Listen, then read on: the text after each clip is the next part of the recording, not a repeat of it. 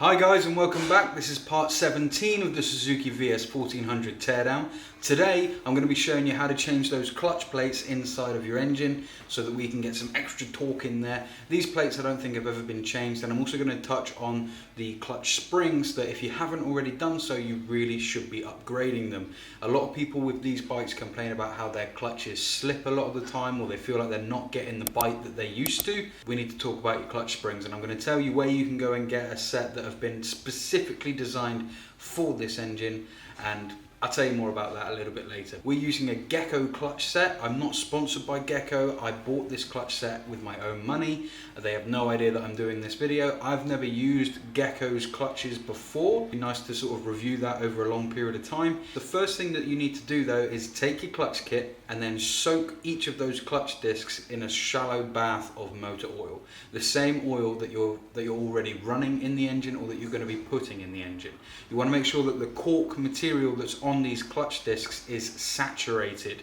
Don't go putting it in dry. So if you're going to be doing this tomorrow, for example, go and get your clutch kit and put it in a bath of oil for 12 to 24 hours and really let it soak up before you do it. With that said, let's get into it. Okay, so one last thing before we start taking this apart, taking off this case, you're going to want to make sure that you've got the gasket in stock, okay, that you've got it delivered, because if you've never done this before, when you take this case off, you'll probably find that you've got like an orange-yellow gasket. If you've got like an orangey-yellow gasket, that's probably stock, and it's going to be brittle, it's going to crack, and you need to remove it. You're going to want to grab yourself an 8mm spanner and go round the exterior of the case and undo each of those bolts, making sure that you take note of where each bolt came out of, because they are different lengths.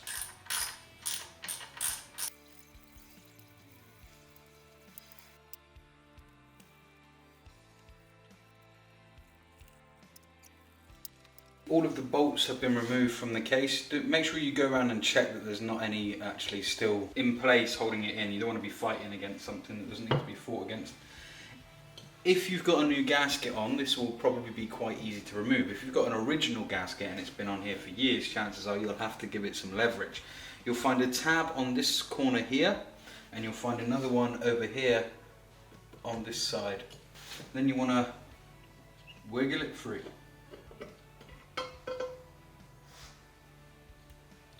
And there you have it. That's your clutch.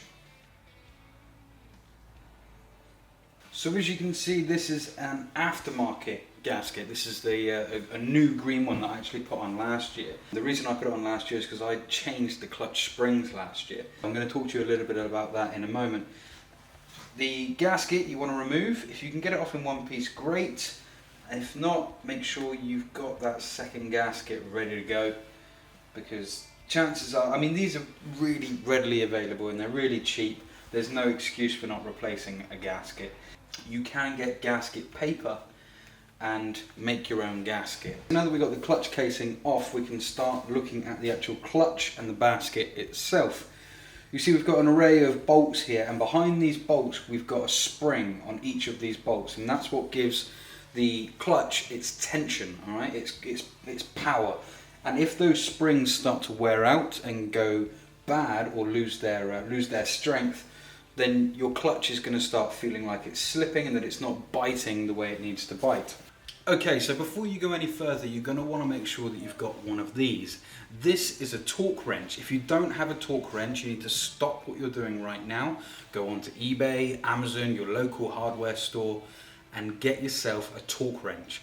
You need a torque wrench because once we've removed the bolts out of the clutch case here, out of the clutch basket, sorry, and we put new springs in, and then we put the new clutch in, and we tighten everything down, we need to set it to a specific torque rating. If we don't, then we risk, damaging the engine, snapping bolts, and just causing ourselves a whole lot of trouble. So grab yourself one of these. Make sure you've got one of these before you start taking these bolts out. Please don't go tightening these bolts back up with just by hand. Just don't do it. It's not worth it. Go and spend 20 quid on one of these. So before we can put any pressure on any of these bolts, we need to stop the basket from rotating.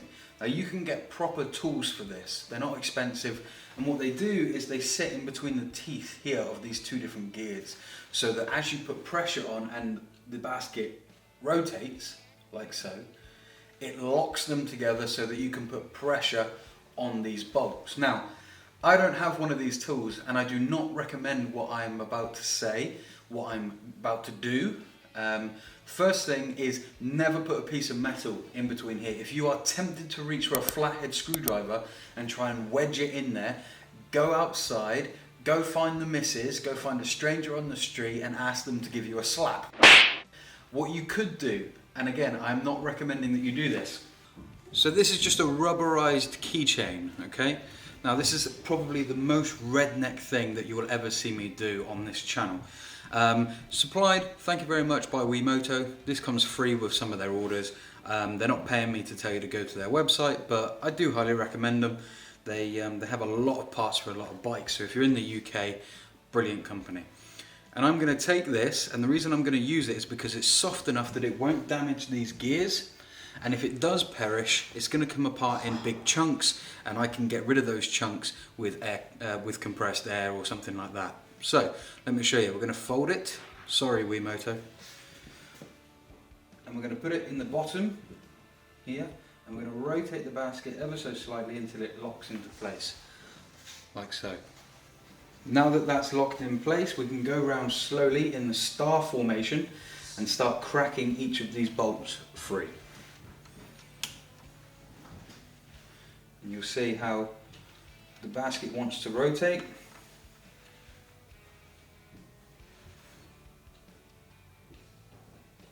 But the rubber should, there we go, stop it from rolling round. See how it moves, locks between the teeth, and there you go.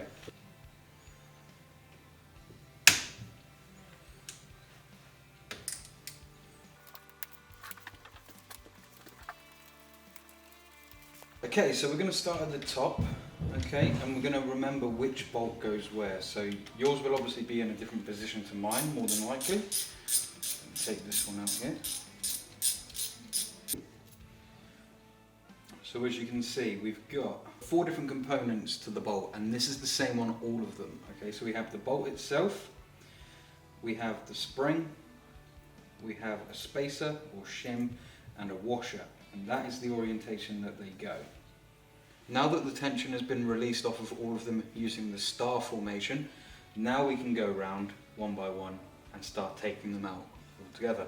I'm going to line them up on the bench here, and I'm going to go clockwise. So this is number 1, so I'll put bolt number 1 here, etc, etc.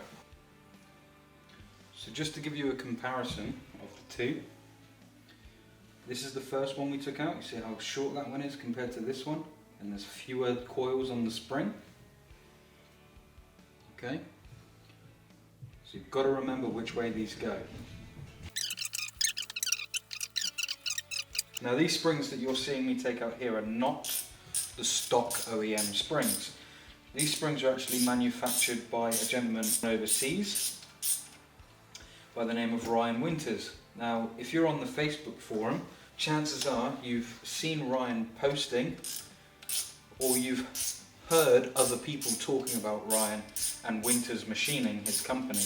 So now that all the bolts are removed, we can actually take out all of the clutch plates. Now you want to make sure that when you take this out that we put it back in the same orientation as well. So I'm just going to take a permanent marker, and I'm just going to put a little arrow at the top there, so I know that that is the top. And you should be able to remove the entire clutch. So we've got a bearing in here.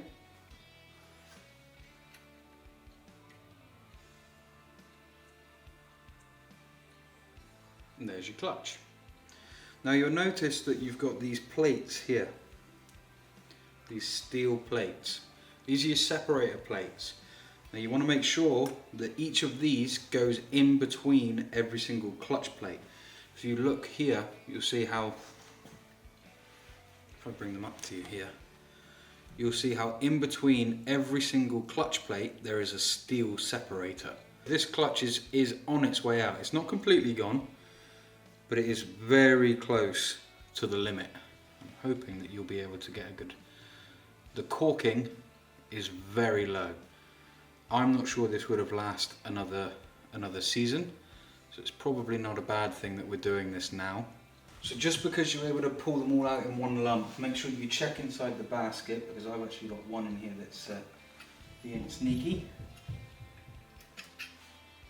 Got a pick in here. Okay, so that's the final one. And what you'll have here is a spacer washer, and it's coned deliberately. I'll show you what I mean. So this little washer here, I say little, skinny washer, is actually coned. I'm hoping that you can see this. One side is coned inwards like so, and the other side, it's like it's been punched through. Now this coned edge here, that needs to go to the back of the engine, okay? So you want to check this, make sure it's not broken, pop it back in and go right to the back. You'll also find that there's a second washer back there. That needs to go first. So the normal big washer first, and then the conical coned spacer washer goes in second, with the coned edges going to the back of the engine. Then when you're installing your new clutch, you want to find the one clutch plate that is thinner than the rest. And the reason for that is because that spacer washer that we've just installed actually sits inside the rim of this clutch plate. So let me give you an example. So if I hold these up for you, you can see that this one is actually a lot thinner than this one. They share the same diameter, but the actual rim is probably about 3 millimeter, maybe a little bit more, smaller than the other clutch plates. So once you've located this clutch plate, you know that this is the one that goes to the back of the engine. So we're going to align it up and push it all the way to the back of the clutch basket. And then if you have a look, you'll see that that spacer washer sits inside that clutch plate. So now that the first clutch plate has been installed, we can take a look at the steel separators, the steel plates here. Now something to bear in mind, don't just go throwing these steel plates in any which way, okay? There is a correct way to install these steel plates, and this is a hot topic across all engines when it comes to which way these steel plates need to go in. The correct answer is as follows. When you are inspecting your plate, you'll notice that one side of the edging is rounded, okay? It's been almost beveled, and if you turn it over, the edge is quite sharp, it's flat. Now, you want to make sure that the curved beveled edge goes into the engine with the flat face facing outwards. And the reason for that is that the flat edge that doesn't have a bevel on it has a greater surface area, giving us a much better performing clutch because there's more surface area. So you want to make sure that the beveled edge goes in to the back of the engine. Then we can start taking the next plates. Again, have a look at markings. If there's any markings, chances are those markings are supposed to face out, just by general engineering logic, as we all know how engineers think, don't we? So this one has a HF on it here, so I'm going to actually make sure that that faces out. And I'm going to pop that one right in the top and push it in, and we're going to repeat this process now until all of the clutch plates are installed.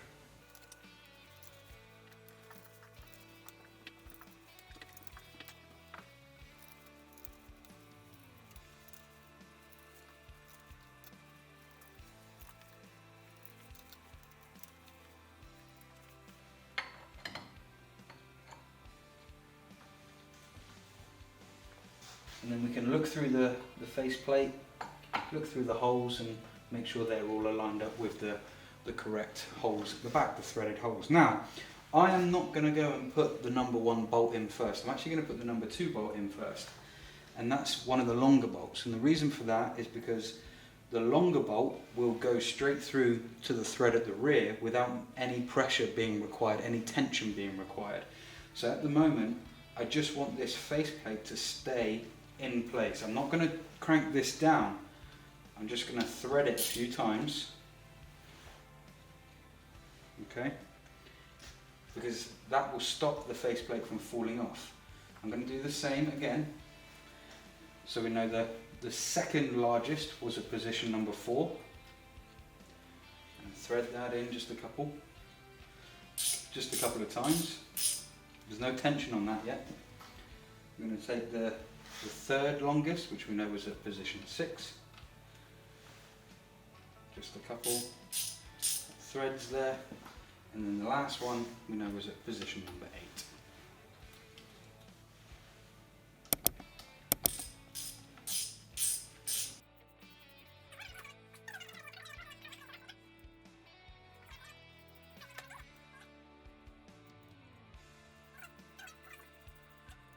So now that all the bolts have been seated, they need to be torqued down. Your little stopper up here, this time rather than in the bottom, we can put it in the top. So we can pop that in there and bring the teeth forward. There we are. Just going to go around and just make sure that they're not moving freely. If they're moving freely, I will just do them up until they stop moving freely.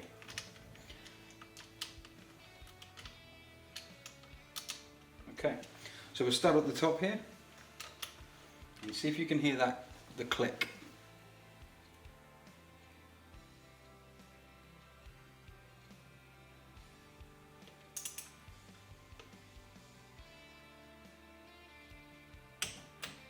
There, you see that? Show you again from a different angle. So we're going to go with the second one now.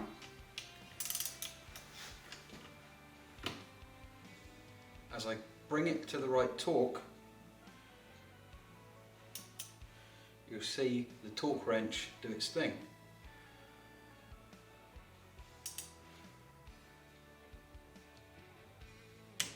There. That's the torque wrench moving back and forth. We're going to move to the next one, and we're going to go around and do the same for all of them. There's another one.